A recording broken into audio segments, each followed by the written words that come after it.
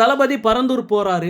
இன்னைக்கு பயங்கரமான சம்பவங்கள் காத்துக்கிட்டு இருக்கு. இன்னொரு பக்கம் விடிய விடிய இது சம்பந்தமா மீட்டிங் நடந்திருக்கு. அது மட்டும் இல்லாம கடைசி நேரத்துல நிறைய மாற்றங்களும் நடந்திருக்கு. சோ அது என்ன அப்படிங்கறத பத்தி டீடைலா இந்த வீடியோல பார்க்கலாம். பரந்தூர்ல என்ன போராட்டம் நடந்துகிட்டு இருக்கு அப்படிங்கிறது நம்ம எல்லாருக்குமே தெரியும். சென்னையோட 2வது விமான நிலையம் அமைக்கிறதுக்கு எதிர்ப்பு தெரிவிச்சு சுமார் 13 கிராமங்கள் 900 நாட்களுக்கு மேல அங்க போராட்டத்தில் ஈடுபட்டு வராங்க. இப்படிப்பட்ட சூழல்ல தளபதி இன்னைக்கு அந்த போராட்ட களத்துக்கு நேரடியா போறாரு. ஆனா தளபதி அங்க போய் மக்களை சந்திக்கிறதுக்கு காவல்துறை ஏகப்பட்ட கண்டிஷன் போட்டிருக்காங்க. அந்த கட்டுப்பாடுகள் என்ன அப்படிங்கிறது கண்டிப்பா உங்க எல்லாருக்குமே தெரிஞ்சிருக்கும். இது ஒரு பக்கம் இருக்க, இன்னொரு பக்கம் திறந்தவெளி மைதானத்துல தான் போராடக்கூடிய மக்களை தளபதி சந்திக்க போறாரு அப்படிங்கிற மாதிரி நம்ம எல்லாருமே எதிர்பார்த்தோம். தளபதியும் அதை தான் விரும்பி இருக்காரு. அதுக்காக தேர்தல் பிரச்சாரத்துக்கு பயன்படுத்துற வேன்ல இருந்து மக்கள் கிட்ட பேசலாம் அப்படிங்கிற மாதிரி எல்லாம் ரெடி பண்ணிருக்காங்க. ஆனா காவல்துறை அதுக்கும் அனுமதி கொடுக்காம ஒரு கல்யாண மண்டபத்துல வச்சு மக்களை சந்திங்க அப்படிங்கிற மாதிரி சொல்லிட்டாங்க.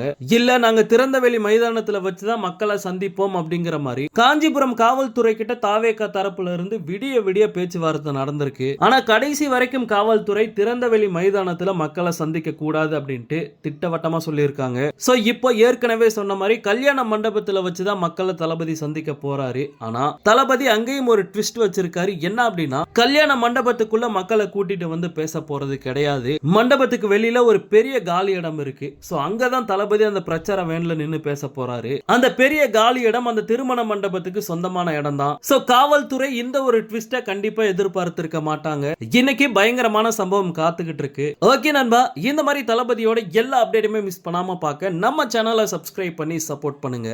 தேங்க்யூ.